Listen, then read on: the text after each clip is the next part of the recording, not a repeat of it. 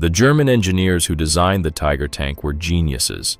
They built a 60-ton monster with a gun that could kill anything and armor that was nearly impenetrable.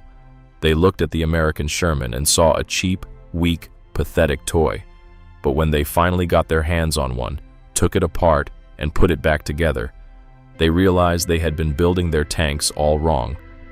This is the secret report that shocked the Wehrmacht. Dawn crawls over the hedgerows of Normandy like pale fire, lighting a maze of damp lanes and sunken tracks where steel beasts lie in wait. On one side, the German heavy squats beneath a veil of foliage, its long gun poised like a spear aimed into the future. On the other, an American column of Shermans hums along the lane, engines throbbing with the steady heartbeat of an assembly line that has crossed an ocean. The air tastes of rain and cordite, and a rumor that has haunted tank crews on both sides. Somewhere ahead, a Tiger watches. The German machine is a cathedral of armor and ambition, a monument to a faith that perfection can be forged, rivet by rivet, from human will. Its ammunition is thunder, its armor a cliff face cast in steel. It dominates open ground and kills at distance, the way a hawk stoops upon field mice. But nothing in war is free. Perfection exacts a toll in weight and intricacy, and the fragile pride of parts that must all sing together or not at all. Even now, beneath branches beaded with last night's rain, a crewman glances at a gearbox with a prayer he pretends not to say. The Shermans move with a different music. They are not beautiful to the eye that worships elegance. They are practical, blunt, and wonderfully obvious, like a wrench that always fits the nut. Each hull seems to carry the smell of factories and foundries and railheads and grease under fingernails. If one throws a track, hands descend with practiced calm. If a fuel pump hiccups, another pump appears as if from nowhere. When they idle, they sound less like predators and more like a promise. We will be there when needed. Between these two philosophies, ornate power and durable simplicity, the battlefield becomes a jury box. Hedgerows erase long lines of sight, turning duels into brawls where the first to move, the first to see, the first to recover wins. The Tiger's gun is a verdict that requires no appeal when the lane opens straight and long, but the lanes seldom do. Here, in the damp tunnels of bocage, the question shifts from who kills at range to who is running this afternoon after breaking down this morning. The calculus is cruel and cumulative. Listen closely, and you can hear the war argue with itself. The German heavy argues, strength, precision, supremacy of the single shot. The American medium argues back, numbers, mobility, 1,000 competent solutions beating one exquisite plan. Around them, infantry wait for armor as pilgrims wait for bells. Recovery crews prowl like undertakers, ready to raise the repairable and bury the lost. In this argument, distance favors the German, while time, greasy, mortal, relentless time, takes the American side. A plume of dust wavers at the far bend. One Sherman noses forward, then another. A hedge crackles as the Tiger's muzzle twitches, searching for the clean shot that will write myth into memory. The German commander measures range the way a chess player measures tempo. The American commander, nerves raw from rumors, mutters to keep moving, keep spread, keep talking.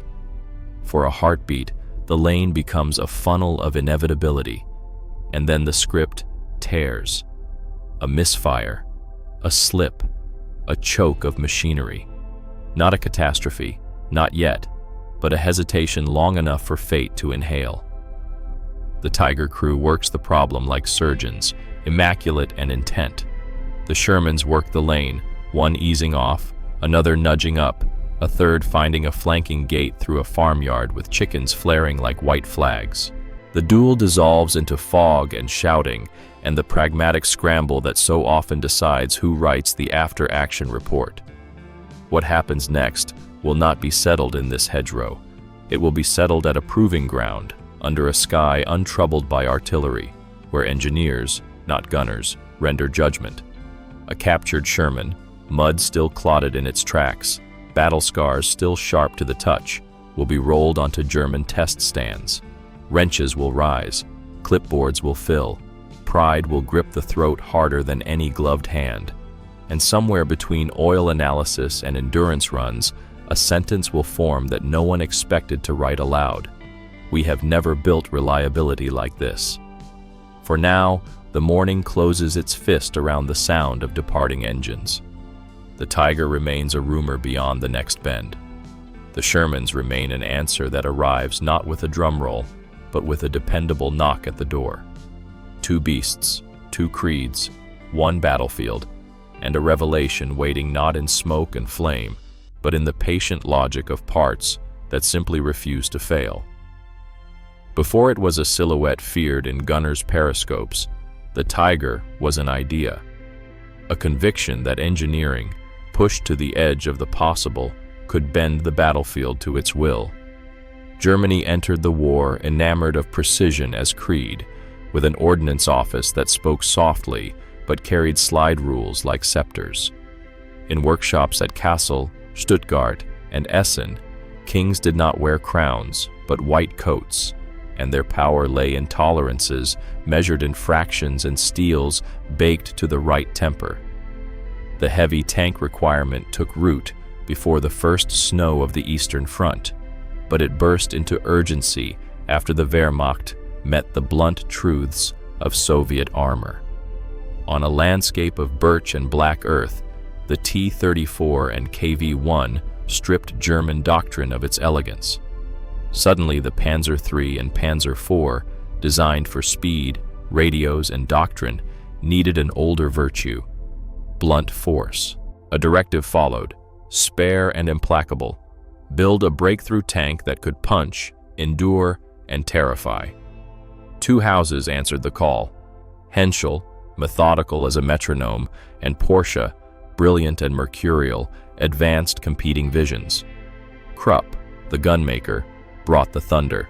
An 88mm cannon descended from anti-aircraft royalty, recalibrated to lay waste to armor at distances that made men feel small.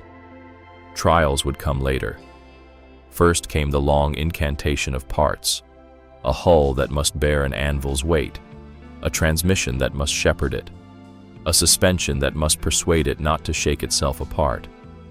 The winning shape wore Henschel's angles and Krupp's turret, a blocky, self-assured geometry that broadcast its purpose. Underneath, a Maybach heart throbbed through a web of shafts, sprockets, and a gearbox whose intricacy promised both silk and migraines. To tame mass, the designers set the hull on a forest of overlapping road wheels, each one sharing burden with its neighbor, so the tracks could creep soft over mud and snow. The ride was almost luxurious by battlefield standards. The maintenance, in winter and clay, anything but. What rolled from the assembly halls was less a tank than an argument made of steel. The armor was thick where it mattered. The gun reached far and struck with authority that ended debates. In open country, on firm ground, with logistics humming, the Tiger turned range into a weapon and made ambush unnecessary. Crews learned to love its confidence: sight, range, calculate, fire, and watch distant silhouettes wilt. But the invoice for genius arrived stapled to every triumph. Weight, that constant enemy, stalked the Tiger from railhead to woodline. Bridges trembled. Recovery became a campaign within the campaign. The final drives and transmissions, works of art on a bench, faced the ugliness of mud, dust, and panic, and did not always forgive it. A day's maneuver could end not with enemy contact, but with a tow cable and a prayer. Tiger crews became expert not only in gunnery, but in triage, which groan meant press on, which meant halt now or pay later. Inside, the machine tried to make itself understood. The crew manual, irreverent, illustrated, part comic strip, part catechism, taught gunners and drivers to manage a diva with humor and discipline. Treat the gears with respect. Cherish oil as if it were blood. Never confuse a moment of perfection for a promise of invincibility. It was the voice of design talking to doctrine, pleading, "Use me as intended, and I will repay you. Ask me to be a tractor or a scout, and I will break your heart." For the German armorer's soul, the Tiger was vindication. Here was a machine that could face a world and refuse to flinch. That it took twice the hours to build as lesser tanks only proved that greatness demanded sacrifice. Its reputation fed on statistics and stories. Single tanks holding crossroads, long-range duels resolved in one shot, enemy crews learning to fear the flat crack of its cannon more than the howl of bombs. In propaganda, it became a totem. In soldiers' letters, it was a guardian angel with a temper. Yet beneath the aura, the old argument persisted. The Tiger embodied a nation's belief that quality, taken to the edge, could compensate for quantity. But war is not an exam graded on a curve. It is a factory floor with deadlines. Every perfect weld delayed another tank. Every precision-machined cog was a promise that needed a truck, a depot, a spare, a man who knew the difference between almost and exact. When the front stretched and the roads disintegrated, when fuel ran thin and time ran out, the Tiger's gifts narrowed to the essential. If it was there, it ruled. If it was late, it was a rumor. None of this diminishes the reality that, when doctrine aligned with terrain and logistics, the Tiger bent combat to its logic.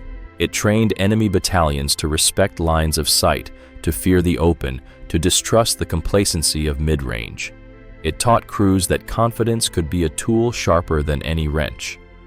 It taught planners that complexity, once fielded, demanded loyalty not just from those who crewed it, but from those who fed, repaired, and retrieved it.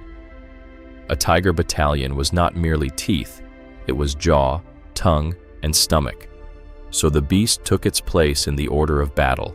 Few in number, heavy in consequence, every movement a coalition of men and machines behind it. In the war's middle act, it towered. Its silhouette could demoralize before the first shot. Its presence could anchor a line like a cathedral anchors a square. It was, as intended, genius given tracks. But genius, even when clad in armor, does not wage war alone.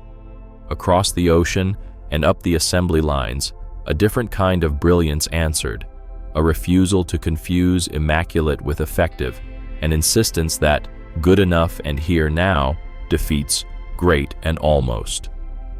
That answer would arrive in crates and convoys, in replacement parts and manuals written for hands, not hearts. It would not try to out-Tiger the Tiger. It would do something subtler, and in the end, more decisive. It would show up, again and again, no matter the weather, the road, or the rumor. The Tiger's birth set the terms of the argument. The proving ground would deliver the verdict. And somewhere in that quiet place of clipboards and endurance runs, a captured enemy would teach even the high priests of precision and uncomfortable truth. Reliability, humble and unglamorous, is a kind of genius too. Before it was a silhouette rolling up French lanes, the Sherman was a blueprint pinned to a wall in an ordnance office and a promise whispered across factory floors. America would not answer the Tiger with a mirror image. It would answer with an industrial idea.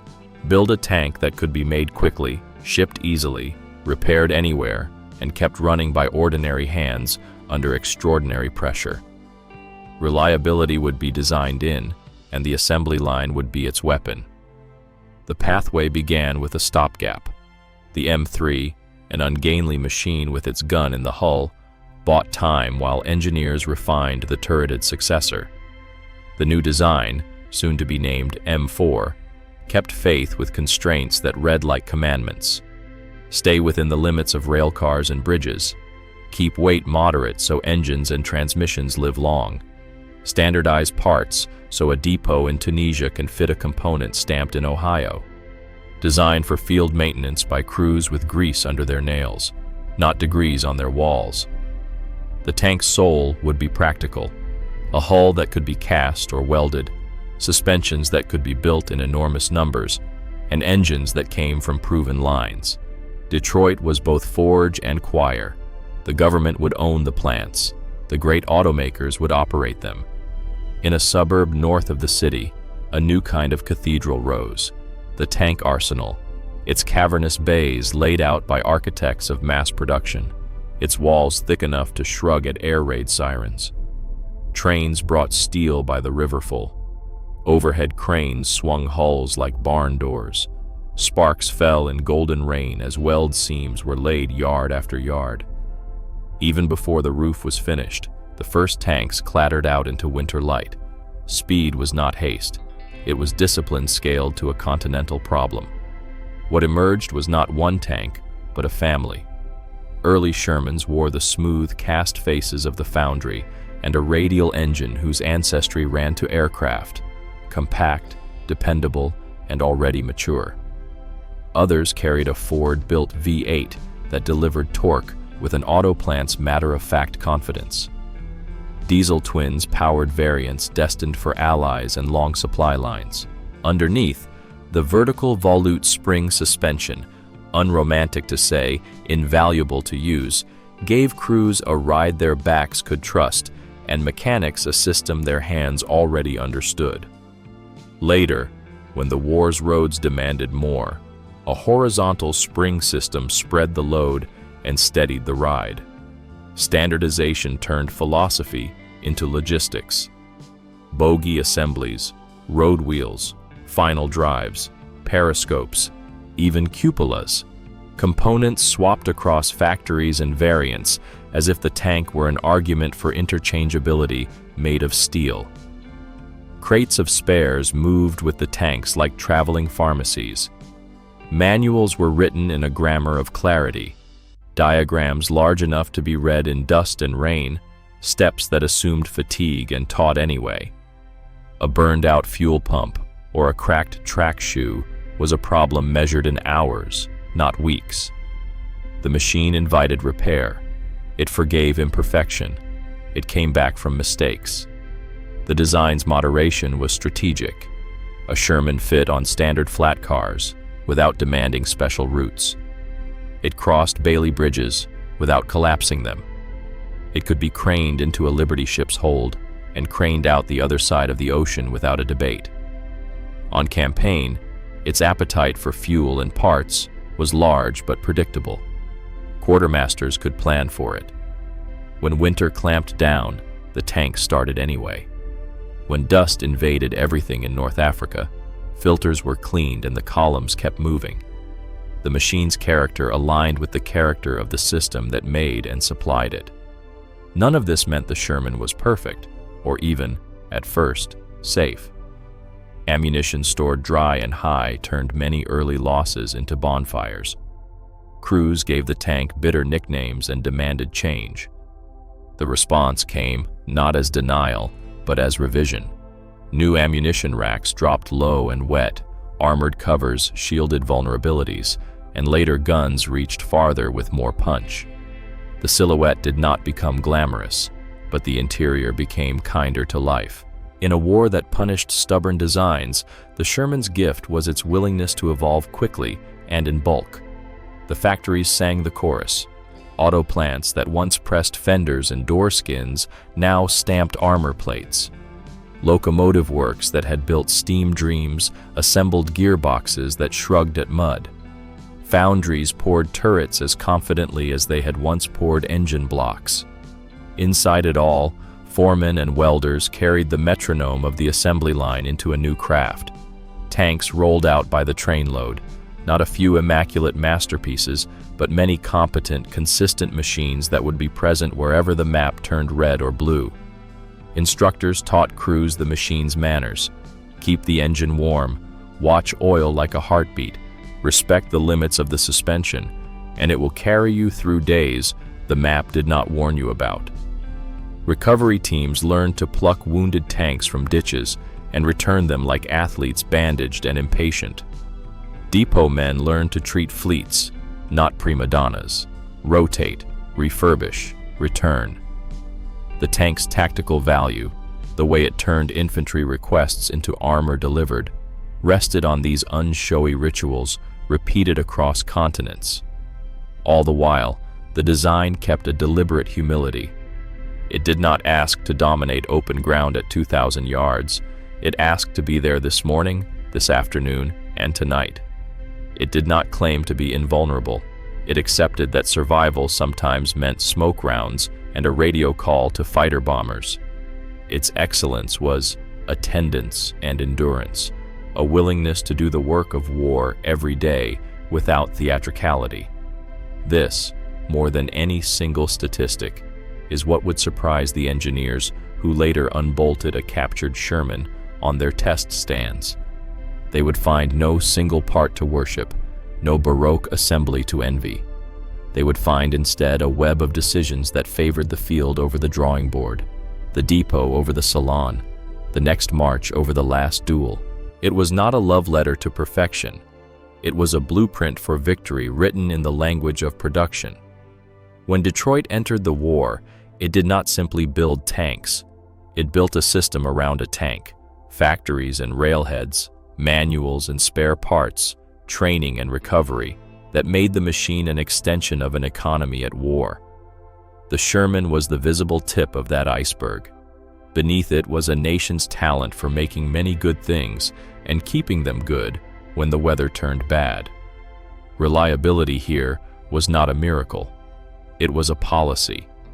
It arrived not with the drama of the front line, but with the quiet clatter of a flat car being shunted onto a siding. To the engineers at the Kummersdorf Proving Ground, a place where steel was judged and futures were forged, the captured Sherman looked less like a trophy and more like a curiosity. It was caked in the mud of some forgotten Italian road, its olive drab paint scuffed and scarred, a stenciled star on its flank like a brand on a workhorse. It was intact, a runner, a perfect specimen for dissection. The men who gathered around it were the high priests of German armor development. They walked with the quiet confidence of a class that had, until recently, believed itself peerless. They saw the world in terms of shell penetration, armor slope, and power-to-weight ratios. Their minds were filled with the elegant, complex blueprints of their own creations, the Tigers, the Panthers, machines born of a relentless pursuit of battlefield supremacy. Their first impression of the Sherman was one of professional disdain, masked by polite technical interest. They circled it like surgeons contemplating a patient with a peculiar but presumably simple ailment. They noted the high, almost naive silhouette. They ran their hands over the rough texture of the cast hull, so unlike the precise, welded planes of their own heavy tanks. They measured the armor thickness with calipers and exchanged knowing glances. It was thin, almost recklessly so by their standards. The gun, a modest 75mm, seemed more suited for infantry support than for the grim calculus of tank versus tank duels. To their eyes, steeped in a tradition of over-engineering, the Sherman looked crude. It was a machine seemingly devoid of subtlety. The suspension bogies were simple, bolted-on affairs. The engine deck was a plain, unadorned expanse of steel. Everything about it spoke of mass production, of compromise, of a philosophy that valued many over best. It was, they concluded in their initial assessments, a typical American product, functional, artless, and built for a war of attrition, not for a war of annihilating, decisive blows. An officer, clipboard in hand, made notes. Armor inadequate against our standard anti-tank rounds. Main armament insufficient for engaging our heavy armor at standard combat ranges. Overall design appears to prioritize ease of manufacture over tactical performance. It was a dismissal, written in the cold, objective language of ordnance assessment. They had seen Shermans before, of course, through the sights of their own guns, often as burning wrecks. Those encounters had only confirmed their belief in their own technological superiority. But this was different. This was not a target. This was a subject. They were not here to destroy it, but to understand it. How could an army equipped with such a mediocre instrument be pushing them back from the beaches of Normandy and up the spine of Italy? The numbers, they knew, were part of the answer. But was that all? Was it simply a tide of steel? Or was there something else at play? Some hidden virtue they had overlooked in their focus on gun caliber and armor thickness? A senior engineer, a man who had overseen the development of the Tiger's intricate transmission, tapped a suspension bogey with the toe of his boot. He grunted. It was a sound of contemplation, not yet of respect, but the seed of a question had been planted. The trophy had been delivered. The clinic was about to begin. They would start it, test it, run it until it broke. They would strip it to its bones, lay out its heart and sinews on the workshop floor, and weigh the soul of this machine against their own. They were confident they knew what they would find: a crude but passable engine, a simple but weak gearbox, a testament to an industrial power that had quantity but not quality. They were about to be proven profoundly wrong. The dissection began with an almost religious solemnity. In the vast, well-lit workshops of Kummersdorf, where the air smelled of lubricating oil and cold steel, the captured Sherman was surrendered to the men in gray coats. Their approach was methodical, forensic. Every nut and bolt was cataloged, every component measured, weighed, and subjected to metallurgical analysis. They were peeling back the skin of an alien creature, expecting to find crude anatomy. What they discovered, layer by layer, chipped away at their professional certainty. The first surprise was the engine. They unbolted the rear armor plate and winched out the power pack, a Wright radial engine, an aircraft design adapted for a tank. It was a known quantity, but seeing it up close, after it had clearly endured a long campaign, was different. It was dirty, oil-stained, but there were no telltale signs of catastrophic leaks or jury-rigged repairs. It was a workhorse, not a thoroughbred. It didn't scream with the high-strung power of a Maybach, but it hummed with a low, dependable rhythm. Then they moved to the transmission and final drives, the Achilles heel of their own heavy tanks. In the Tiger and Panther, these components were masterpieces of complex gearing, marvels of the machinist's art, but they were notoriously fragile, prone to overheating and failure under the immense strain of maneuvering 50 or 60 tons of steel. When the German engineers opened the Sherman's transmission case, they stared in disbelief. It was simple, almost insultingly so. The gearing was robust, uncomplicated, and designed with generous tolerances. It was not built to be perfect. It was built not to break. One senior engineer, a man who had spent months agonizing over the Tiger II's final drive failures, ran a gloved hand over a large, coarse-looking gear. He muttered to his junior colleague, "Look at this. There is no elegance here. It is brutal, but it works." The thought hung in the air. Their own designs were elegant, and they often didn't. The deeper they went, the more the pattern repeated itself. The electrical system, the cooling system, the simple, rugged vertical volute suspension. Everywhere they looked, they saw a design philosophy that was utterly alien to their own. Where they would have specified a custom-forged, precision ground component, the Americans had used a mass-produced, standardized part that was merely good enough. Where German design demanded specialized tools and a clean workshop for major repairs, the Sherman seemed to have been built with a roadside fix in mind. Entire assemblies, like the suspension bogies, could be unbolted and replaced in the field with a crane and a few heavy wrenches. The shock was not in any single component, but in the relentless, overarching logic of the whole. This was not a tank designed by artists striving for a masterpiece. This was a tank designed by factory foremen and logistics officers. Every design choice seemed to answer a simple, brutal question: how do we keep this machine fighting? They found evidence of this everywhere. The easy access to maintenance points, the use of common bolt sizes, the sheer interchangeability of parts, not just within one tank, but across thousands. A fuel pump from a Sherman made by Ford could be dropped into one made by Chrysler.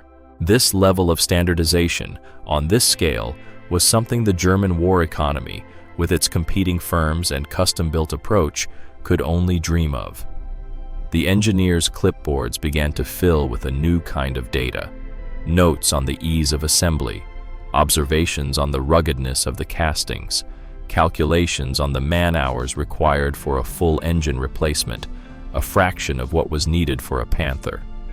Their initial report, with its dismissive tone, began to look naive. The crude, artless machine was revealing itself to be a work of a different kind of genius, the genius of logistics, of maintenance, of reliability. The final, and perhaps most damning discovery, came from the logbooks found inside the tank. The German team cross-referenced the tank's operational history with its maintenance records. The numbers were staggering. The Sherman had traveled hundreds of kilometers between major services. It had endured the dust of Italy and the constant vibration of rough roads with only minor routine adjustments. A Panther, they knew, would be lucky to make it half that distance without needing a major overhaul of its drivetrain. The high priests of precision stood in their temple of steel and stared at an idol from another faith. A faith that worshipped not perfection, but persistence. The teardown was complete. The Sherman lay in 1,000 pieces on the workshop floor, and the German engineers, for the first time, were beginning to understand that the war was not just being fought on the battlefield, but on the assembly line and in the maintenance depot. And in that war, they were losing. The final phase of testing began not with wrenches, but with ignition keys. On the mud-choked tracks and punishing inclines of the Kummersdorf proving ground, the reassembled Sherman was put through its paces. The engineers expected it to fail. Their own magnificent, over-engineered Panthers and Tigers broke down with soul-crushing regularity during endurance trials. A transmission might last 150 kilometers. A final drive might surrender after a few hours of hard maneuvering. This was the accepted, frustrating cost of technological superiority. The Sherman started running, and it just kept running. Day after day, the American tank lapped the test course. It churned through mud that would have given a Panther's interleaved road wheels a nervous breakdown. It climbed gradients, forded streams, and maneuvered through tight, wooded tracks. The German test drivers, accustomed to the delicate and temperamental nature of their own machines, handled it almost gingerly at first, then with growing, astonished confidence. The engine never missed a beat. The transmission shifted smoothly, without protest. The simple, rugged suspension absorbed the punishment without complaint. The clipboards of the engineers, who trailed behind in staff cars, began to tell a story that bordered on the unbelievable. 200 kilometers, 300, 400. The Sherman ran on, asking only for fuel and routine checks.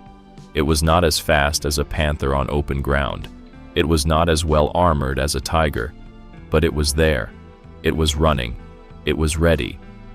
This was the moment the intellectual contempt of the German engineers curdled into a kind of horrified respect. They were watching a different kind of weapon in action, not the weapon of the decisive knockout blow, but the weapon of relentless, soul-grinding presence. They were masters of the sprint. The Americans had perfected the marathon. An internal report, written in the dry, unemotional language of the Ordnance Office, captured the revelation. The words are a quiet testament to a shattered worldview. It is our conclusion, the report stated, that this simplicity of design, which we initially viewed as a deficiency, is in fact a significant tactical advantage. The reliability of the vehicle's core components, particularly the engine and drivetrain, is of a standard we have not been able to achieve in our own designs. It was a quiet, devastating admission. The heart of the beast was not its gun or its armor, but its stubborn mechanical refusal to die. While their own panzer divisions often reported that half their tank strength was in workshops on any given day, the Americans could count on almost their entire armored force being available for an operation. The war, the Germans were realizing, was not just a series of duels.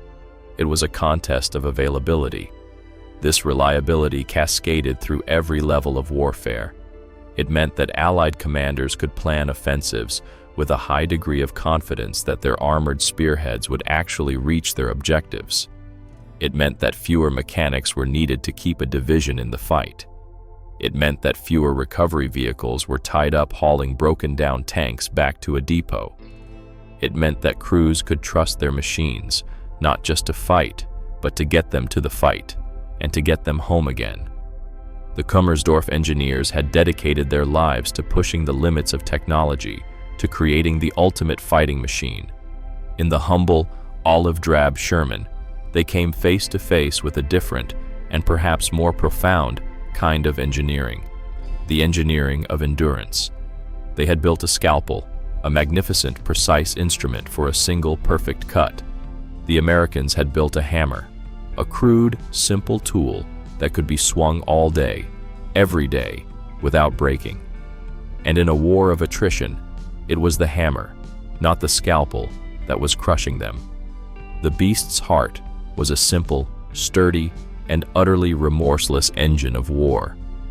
In the quiet of the Kummersdorf workshops, surrounded by the dissected corpse of the Sherman, the German engineers experienced a slow, dawning, and deeply unsettling revelation.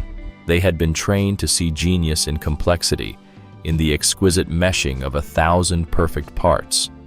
Now, they were forced to confront a different, more profound kind of genius, the genius of simplicity. This was not the simplicity of ignorance, but the simplicity of profound understanding. It was the understanding that a tank's ultimate weapon is its presence on the battlefield. Every design choice in the Sherman seemed to flow from this single, unifying principle. Consider the suspension. Their own Panthers used an elegant, interleaved system of road wheels that gave a superior ride and better ground pressure. On paper, it was a masterpiece. In the field, especially on the Eastern Front, it was a nightmare.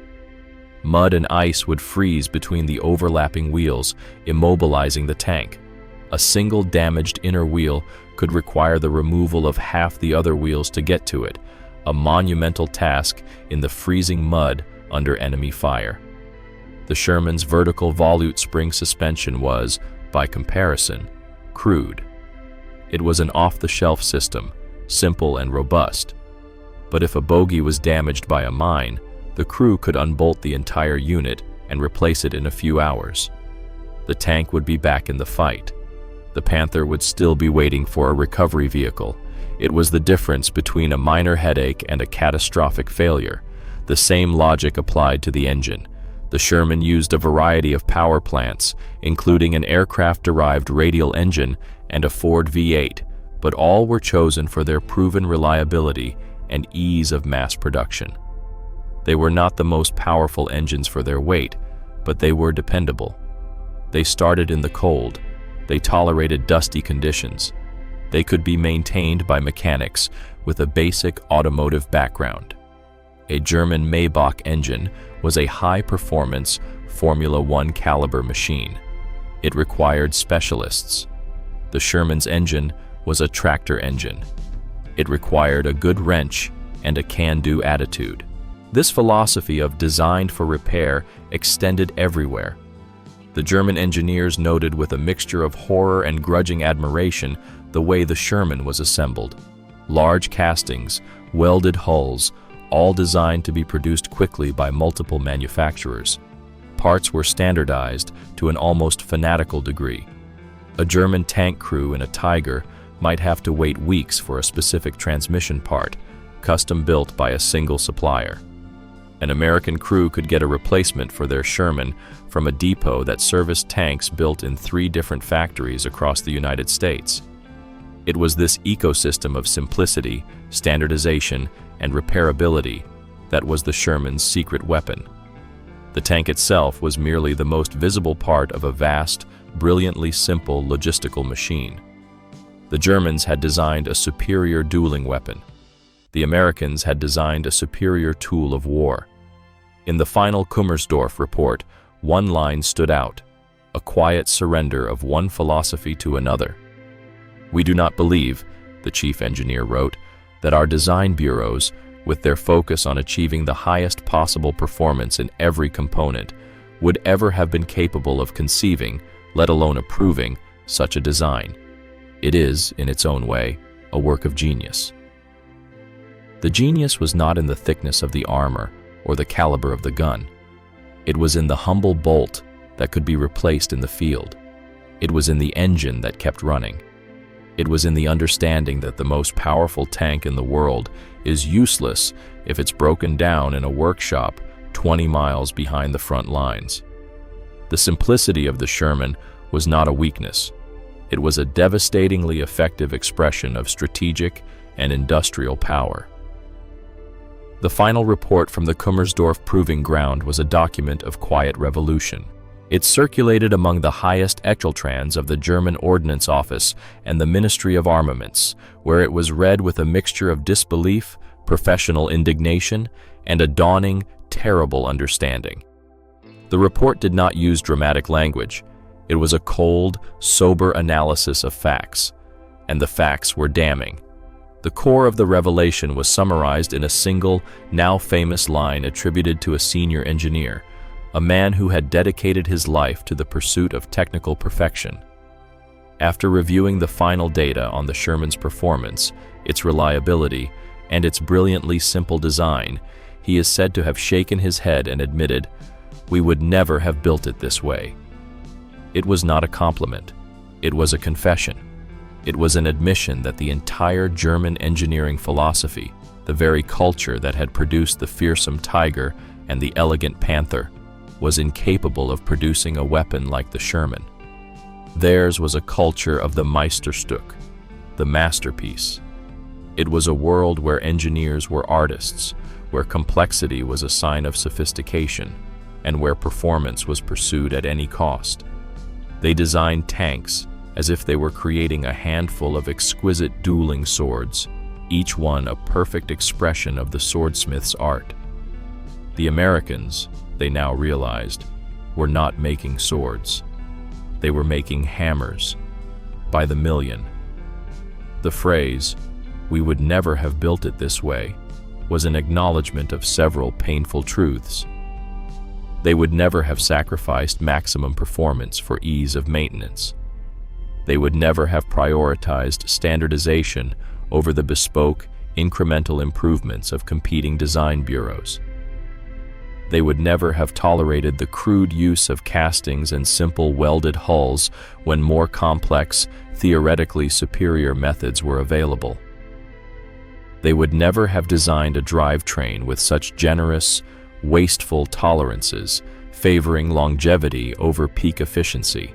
Their system, from the engineering schools to the factory floor, was built to reward complexity and innovation. The American system was built to reward volume and consistency. In the halls of Porsche, Krupp, and Henschel, an engineer who proposed a design as simple as the Sherman's would have been laughed out of the room. It lacked elegance. It lacked ambition. It was common. The Kummersdorf report forced them to confront the terrifying strategic implications of this philosophical divide. While German engineers were solving complex equations to coax a few extra millimeters of armor penetration from a new gun, American engineers were solving logistical problems to ensure that 10,000 tanks could be supplied on another continent. The Germans were perfecting the weapon. The Americans were perfecting the war. Albert Speer, the Minister of Armaments, saw the data and understood. He knew his factories, straining under Allied bombing and material shortages, could never compete with this kind of industrial logic. Germany could produce a few hundred Tigers, each one a testament to their engineering prowess. The United States could produce 50,000 Shermans, each one a testament to their industrial might. And in a global war of attrition, the math was brutal and inescapable. The quiet admission at Kummersdorf was the sound of a paradigm shattering. It was the moment the masters of the complex, technological jewel were forced to acknowledge the overwhelming power of the simple, reliable tool. They had built the better tank. The Americans had built the better weapon of war, and they had done it in a way the German engineering mind, in its proud pursuit of perfection, simply could not comprehend. War does not only reward the first shot, it rewards the machine that shows up to take it. Between masterpiece and workhorse, the front often decides not by who kills farther, but by who arrives at all. This is the unglamorous duel beyond the hedgerows and steppe, a contest measured in hours run, bridges crossed, and engines that refuse to quit. At dawn, a German Kampfgruppe receives its order to march. The map is simple, the road is not. Mechanics climb from under Tigers with faces blackened by oil and frustration, chalking status on a board that feels like a verdict. A few are fit to move. A few will be fit by noon. A few need parts that will not arrive by nightfall. The column forms anyway, a chain of hope and tonnage pulled tight against time. The Tigers step off like kings mounted on domes of steel. Then the day begins to lean on them. A fan belt complains. A final drive sings the wrong note. The gearbox, asked to shepherd too much weight through too many turns, grows hot and sullen. The interleaved road wheels, that elegant forest of steel, start to hoard mud the way a miser hoards coins. In cold weather, those coins freeze solid.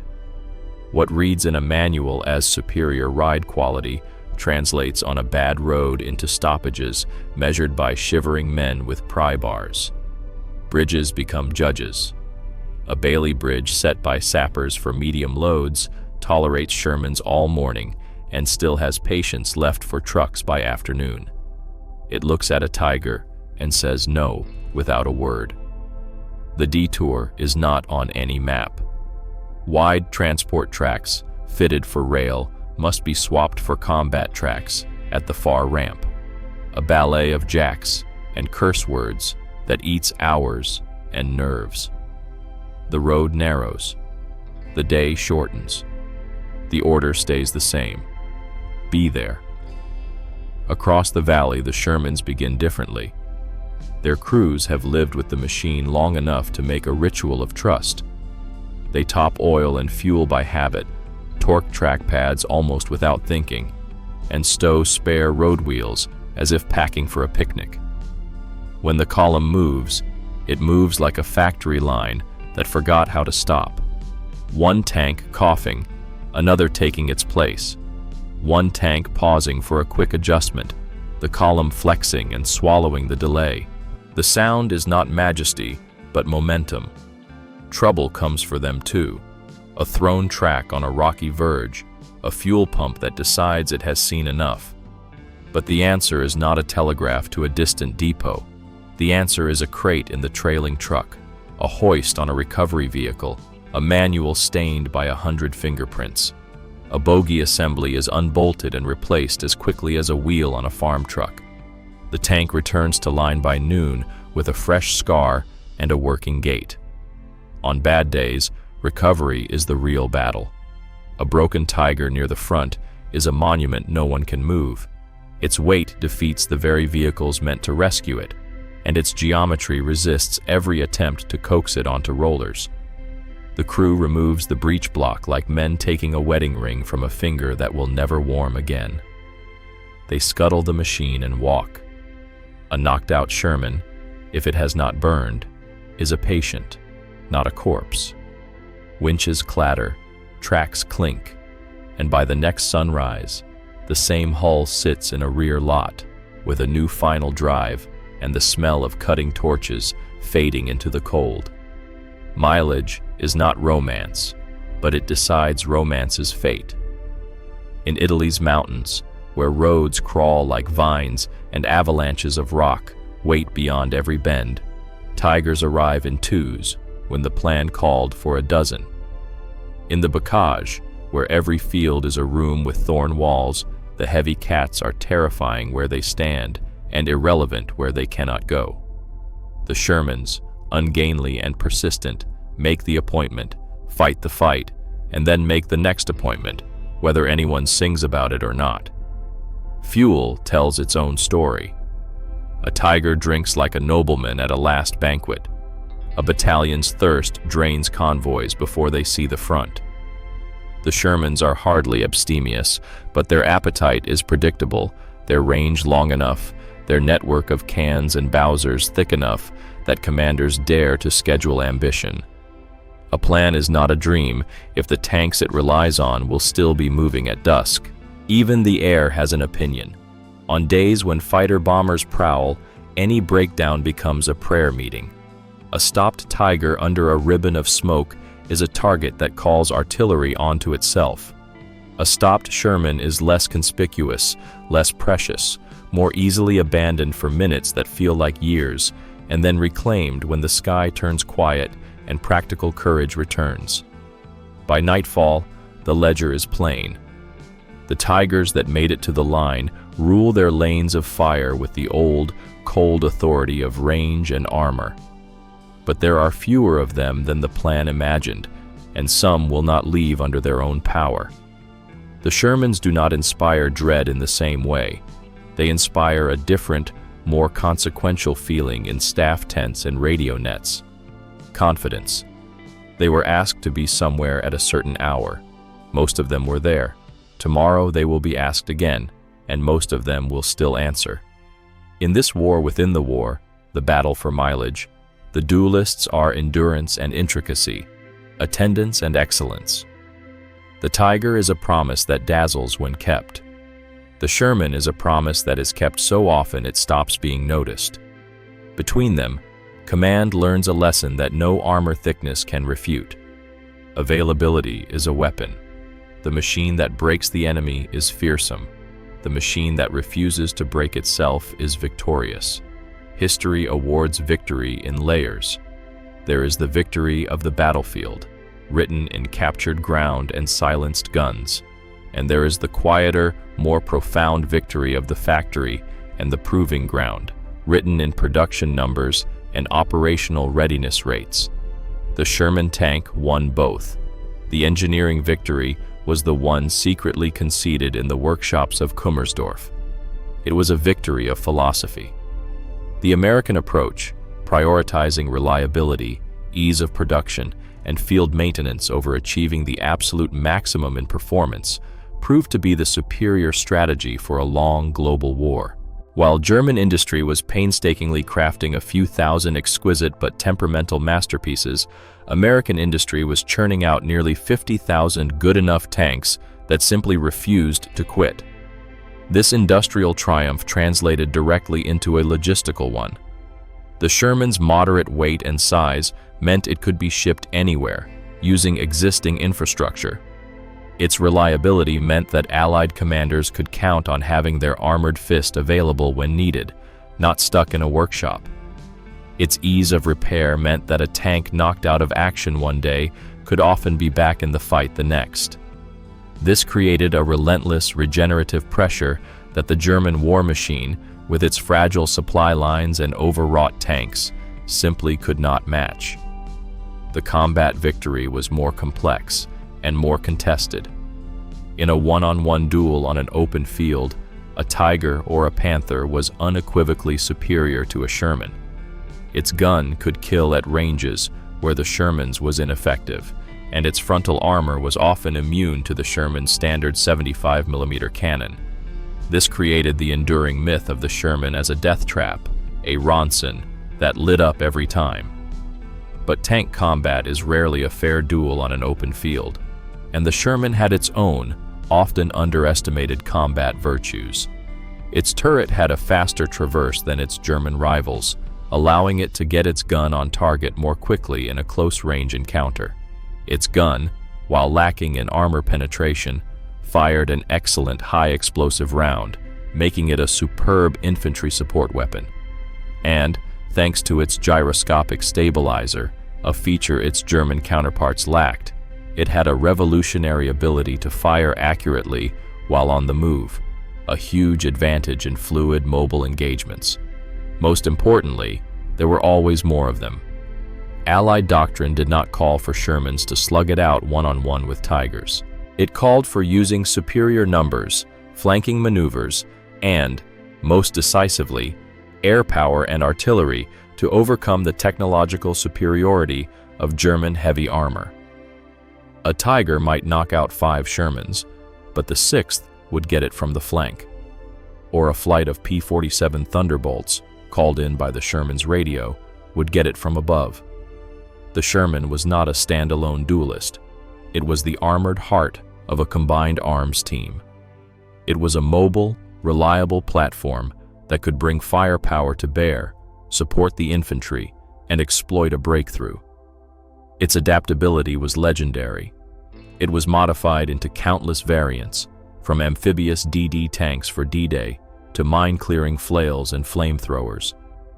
Ultimately, the Sherman's 2 victories were intertwined. The engineering victory in reliability and production made the combat victory possible. It ensured that there were always enough tanks at the front, ready to fight, to overwhelm the enemy through mass, maneuver, and persistence. The Tiger may have won the duel, but the Sherman, and the industrial and logistical system it represented, won the war. It was a triumph not of the ultimate weapon, but of the ultimate system of warfare. The nicknames came first, as nicknames often do: quick, cruel, and sticky. Ronson, the British quip went, light's first time. Tommy Cooker, the German sneer added, a stove made of steel with British soldiers for kindling. In the smoke and shock of early encounters, the Sherman's reputation seemed to ignite as readily as its fuel, and stories outran statistics with the speed of rumor at the front. There was truth in the fear and error in the explanation. Early Shermans burned not because gasoline is a moral failing and diesel a virtue, but because ammunition was stored high and dry along the hull sides. A penetrating shot that stirred the propellant bags turned the fighting compartment into a kiln. Crews learned to dread the first seconds after a hit, hands slapping for hatches, lungs filling with the metallic taste of panic and cordite. To men who lived by seconds, a nickname felt like a verdict. Then the factory and the field went to work. Ammunition stowage moved low into water-jacketed bins. Armor applique appeared as crude, life-saving patches. Welders added boxes over weak spots that only experience reveals. Spall liners, better fire extinguishers, and more rational internal layouts turned bad minutes into survivable ones. The same tank that had been branded a lighter learned a new trick: not catching fire in the first place. The change did not make headlines. It made homecomings. The name Ronson never quite left the Sherman, but it grew less accurate as the war grew more skillful. Myths persisted because they are tidy. Gasoline equals flames. Diesel equals safety. Reality was unromantic. What and where you store, how you seal it, how quickly you can flood it, how rapidly the crew can get clear. A late-war Sherman with wet stowage was statistically less likely to brew up than its own earlier self. The nickname stayed. The habit of burning did not. Tommy Cooker was never an engineering assessment so much as an enemy's joke, and jokes do not keep ledgers. The ledger of the Sherman's legacy reads differently. Crews cursed it and then climbed back into it day after day. Infantry asked for it by radio when the hedgerow ahead looked like a mouth. Bridge layers, flail tanks, dozers, flamethrowers. The chassis proved so adaptable that the Army's imagination sometimes lagged behind its capability. the British carved open the future with a long-barreled Firefly. American gun mounts matured. Stabilizers that many dismissed as gimmicks quietly taught crews to hit while moving. The machine that had been written off as a hazard learned new, complicated manners and wore them plainly. Reputation, once set, rarely yields to revision. Post-war, the folklore of duels on the open plain, Tiger against Sherman, perfection against good enough, took on a life independent of logistics, doctrine, and mud. Yet the countries that inherited tanks were not judging romance, they were judging service. Armies kept Shermans running long after finer machines with finer pedigrees retired to museum floors. The reason was not mystery. It was spares, manuals, interchangeability, and an honest relationship between what a nation could maintain and what a vehicle required. The legacy of those names is, in the end, a lesson in how war remembers. It remembers fear more vividly than fixes. It remembers the first impression of flames more than the unphotogenic reality of improved survivability. It remembers the duelist's humiliation more readily than the combined arms team's victory. But beneath memory's distortions, something stubborn remains. A tank that could be built in mass, repaired in hours, adapted in weeks, and trusted in seasons. Ask a veteran what he thought of the Sherman, and you may get a grimace or a grin. Both can be true. The early machine could betray you, the later one, much less so. The nickname could sting, the revised stowage could save your life. It is possible to hold two truths at once. The Sherman too often burned when first introduced, and the Sherman, matured, became a remarkably survivable workplace for men doing an impossible job. The nicknames endure because they are sharp. The legacy endures because it is broad. The Sherman story is not that it was the strongest boxer in the ring. It is that it kept making the bell. It arrived, again and again, with a crew that knew where the wrenches lived, and a depot that knew which crate held which pump. It taught a generation of commanders to plan around what would be present, not what would be perfect.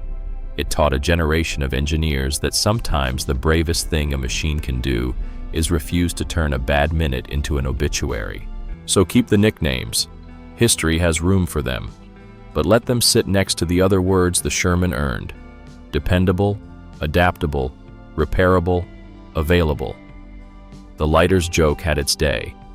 The legacy belongs to the men who climbed back in after the joke stopped being true, and to the quiet redesigns and routine disciplines that made it so. On a quiet test track and a noisy factory floor, an argument was settled that the battlefield alone could not conclude. The Tiger proved that excellence can terrify. The Sherman proved that reliability can win. Together they leave a blueprint, not just for armored warfare, but for every domain where complex systems must perform under stress, at scale, and for longer than anyone planned. Bold lesson: availability is a weapon. The machine that is present at H-hour beats the machine that would be superior if it were present. Plan, design, and budget around operational readiness, not brochure performance. Bold lesson: simplicity scales. Complexity concentrates risk. Designs that favor fewer parts, generous tolerances, and clear interfaces accumulate uptime in the field and resilience in supply chains. Bold lesson: standardization is strategy. Interchangeable parts, common tools, and shared maintenance procedures turn thousands of individual vehicles into one coherent fleet. Spare parts are not logistics trivia. They are strategy made tangible. Bold lesson: design for repair. Modularity, access panels, and line replaceable units convert breakdowns from crises into chores.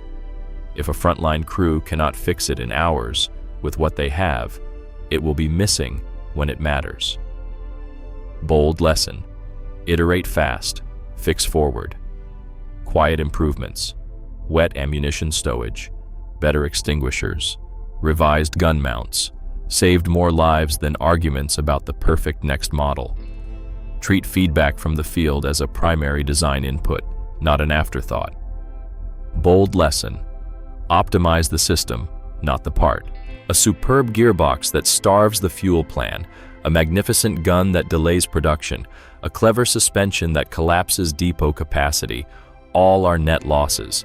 Engineer to the constraints of transport, bridges, depots, training, and industry. Bold lesson: doctrine and design co-evolve. Hardware that enables combined arms, radios that work, turrets that traverse fast, stabilizers that let you shoot on the move, multiplies force. Build machines for the way you fight, and refine the way you fight for the machines you can actually field. Bold lesson: training and manuals are technology. Clear procedures, readable diagrams, and checklists turn average crews into reliable crews. A maintainable machine with maintainers who know how is a different weapon than the same machine without them. Bold lesson: survivability is engineered. Where you put ammunition, how you isolate fuels, how you route cables. These are design choices, not fate. Fixing failure modes beats denying they exist. Bold lesson: numbers and networking beat duels. Wars are won by formations that can maneuver, communicate, and reconstitute, not by the theoretical outcome of a one-on-one. Prioritize radios, logistics, recovery, and the ability to mass effects. Bold lesson: measure what matters. Mean time between failures, turnaround time for major assemblies, spares fill rates, crew hours to repair. These metrics predict victory more reliably than peak muzzle velocity. Bold lesson: myths are sticky. Evidence must be stickier. Early reputations harden into folklore. Counter them with transparent data, open reporting, and visible fixes that crews can feel. These lessons translate beyond armor. In software, airframes, power grids, and autonomous systems, the same trade-offs reappear. Choose architectures that can be repaired under fire, literal or figurative. Prefer good enough and everywhere over great and rare when the mission is long and the map is large. Treat logistics as a first-class design constraint. Close the loop between users and engineers until iteration becomes culture. The future will bring new tigers, astonishing, exquisite, demanding. It will also require new Shermans, adaptable, maintainable, present. The wise planner will ask not only what is best in isolation, but what will still be working on day 3 at hour 19 in the rain when the plan has changed twice. Perfection wins demonstrations. Reliability wins wars. Thank you for watching to the end. If you liked it, please give it a like, subscribe, and don't forget to hit the bell so you don't miss new videos. There are more amazing stories to come. Take care of yourselves and your loved ones.